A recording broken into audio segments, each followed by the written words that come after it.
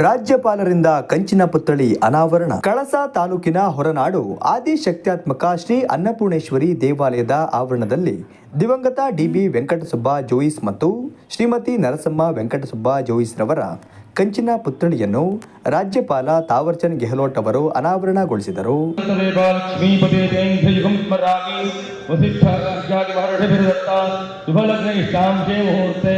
प्रतिमायाः उद्घाटना मुहूर्तस्तु मुहूर्तोस्मिति भवन्तो ब्रुवन्तु मुहूर्तो अस्तु.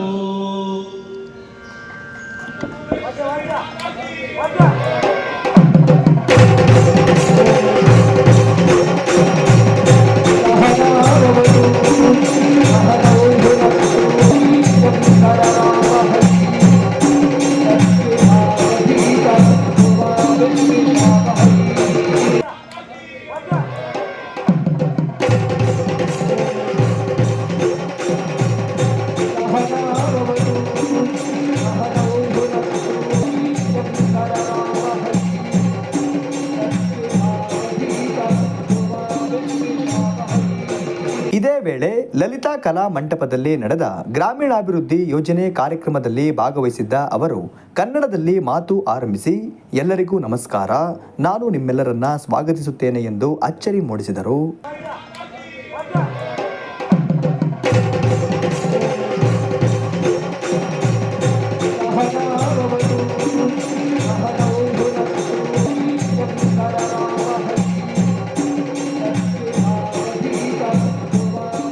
ಈ ಸಂದರ್ಭದಲ್ಲಿ ಹರಿಹರ ಪೀಠದ ಶ್ರೀ ಆದಿ ಶಂಕರಾಚಾರ್ಯ, ಶಾರದಾ ಲಕ್ಷ್ಮೀ ನರಸಿಂಹ ಪೀಠದ ಶ್ರೀ ಸ್ವಯಂ ಪ್ರಕಾಶ ಸಚ್ಚಿದಾನಂದ ಸರಸ್ವತಿ ಸ್ವಾಮಿ, ಶ್ರೀ ಕ್ಷೇತ್ರದ ಧರ್ಮದರ್ಶಿ ಭೀಮೇಶ್ವರ ಜೋಶಿ, ಉಡುಪಿ ಚಿಕ್ಕಮಗಳೂರು ಕ್ಷೇತ್ರದ ಸಂಸದ ಕೋಟಾ ಶ್ರೀನಿವಾಸ್ ಪೂಜಾರಿ, ಶಾಸಕಿ ನಯನಾ ಮೋಟಮ್ಮ, ವಿಧಾನ ಪರಿಷತ್ ಶಾಸಕ ಸಿ.ಟಿ. ರವಿ, ಮಾಜಿ ಸಚಿವೆ ಮೋಟಮ್ಮ, ರಾಜಲಕ್ಷ್ಮಿ ಭೀಮೇಶ್ವರ ಜೋಶಿ, ಪತ್ರಕರ್ತ ವಿಶ್ವೇಶ್ವರ ಭಟ್ ಉಪಸ್ಥಿತರಿದ್ದು ರಾಮ ನಾರಾಯಣ್ ಜೋಶಿ ಸ್ವಾಗತಿಸಿ ರಾಜಗೋಪಾಲ್ ಜೋಶಿ ವಂದಿಸಿದರು.